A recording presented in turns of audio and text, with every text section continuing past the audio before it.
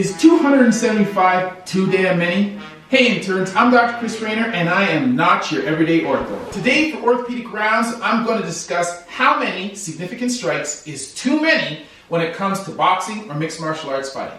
Bro, what are you talking about, man? I'll talk about the events that occurred in the fight between Max Holloway and Calvin Kattar at the main event. And we'll talk about whether or not the referee, the cornerman, or the doctor should have stepped in during the contest. Ladies and gentlemen, can I please have your attention? Max Holloway and Calvin Kattar were scheduled to fight as the main event on the first UFC card of 2021 at Fight Island in Abu Dhabi. The fight was scheduled for 5 5-minute rounds. Holloway, the number 1 ranked contender in the featherweight division, was set to fight Kattar, the number 6 ranked contender.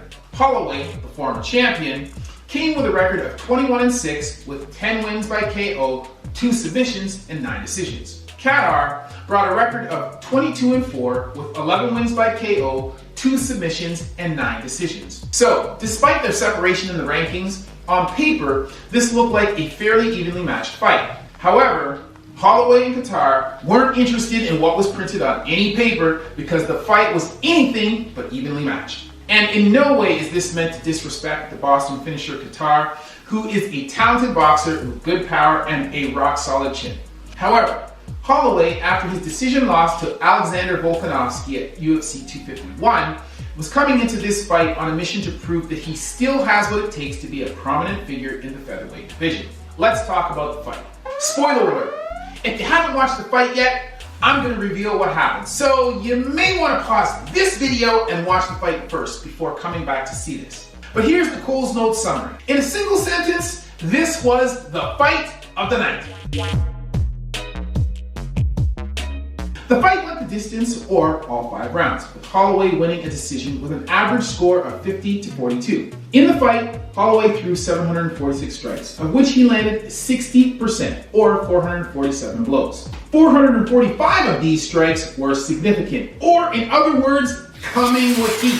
275 strikes were delivered to Kattar's head, 62% of the blows. 117 to the body, 26% of the blows, and 54 strikes to his legs, or 12% of the total blows. 439 of the significant strikes came from distance, meaning that when landed, Holloway's arms were extended. Now, this is a lot of freaking numbers, but what does this all mean? First, the score. The score for the fight was 50-42. The winner is judged by factors that include which fighter demonstrates the most aggression during the fight, who controls the center of the ring the most, who has the most time on top during the round, and who lands the most significant blows. Occasionally, when the contest is lopsided and one particular fighter is extremely dominant, the score will be 10-8, or rarely even 10-7. In a typical 5-round fight, in which one fighter was clearly the winner in each round, we would expect a score of 45-40, or perhaps 46-40, with a maximal spread of 5 to 6 points. However, here the spread was 8 points. This suggests that there were either multiple rounds that were scored 10-8, and maybe even a round that was scored 10-7. But the score doesn't tell the whole story. While the score certainly paints a lopsided picture, it doesn't adequately describe the absolute beating that Kattar endured for 25 minutes. Even though Kattar is known for his durability, the fight looked to end prematurely on more than one occasion. It could have been stopped in the 3rd or the 4th round, but somehow Kattar managed to hang on until the end.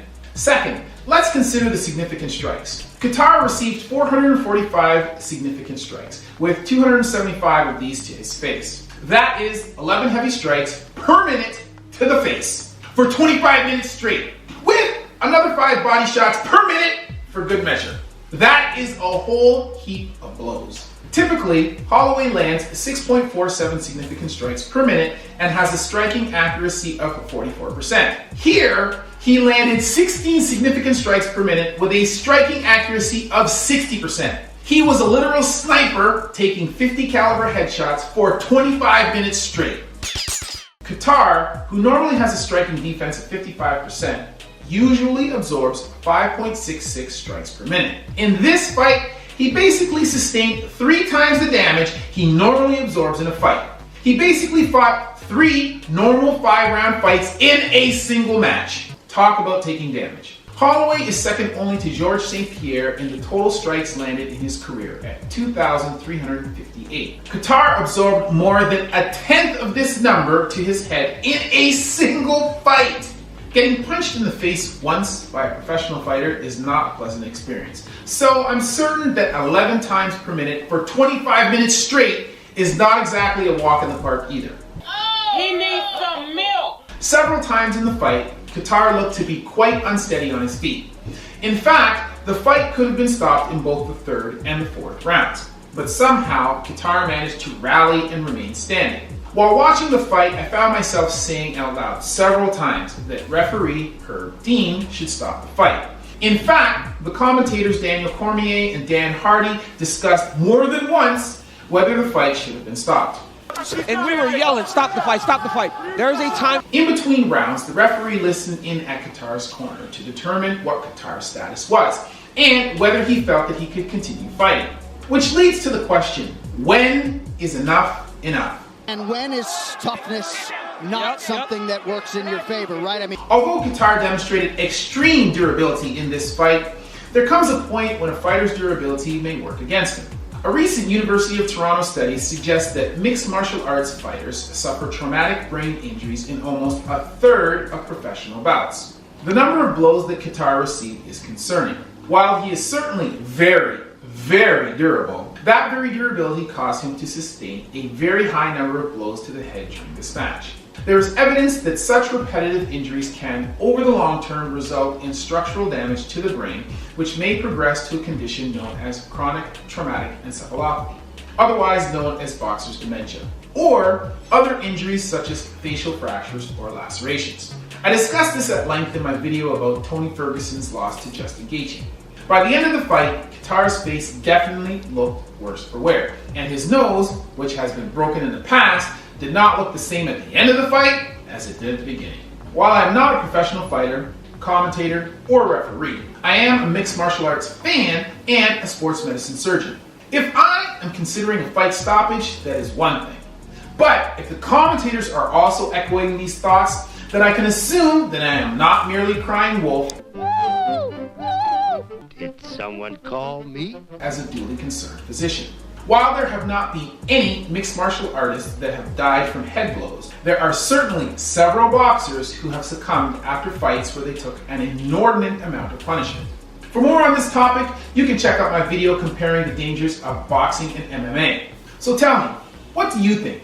Should the fight have been stopped by the cornerman, the doctor, the referee, or anyone? Bueller. If you watch the fight, be sure to let me know how you scored it. Hit the notification bell so that you don't miss any of my weekly content, and I would be grateful if you shared this with a medical student or someone who is interested in medical topics. Thanks for watching. I will see you for rounds next week, and as always, that's been a word from Dr. Chris, not your everyday ortho.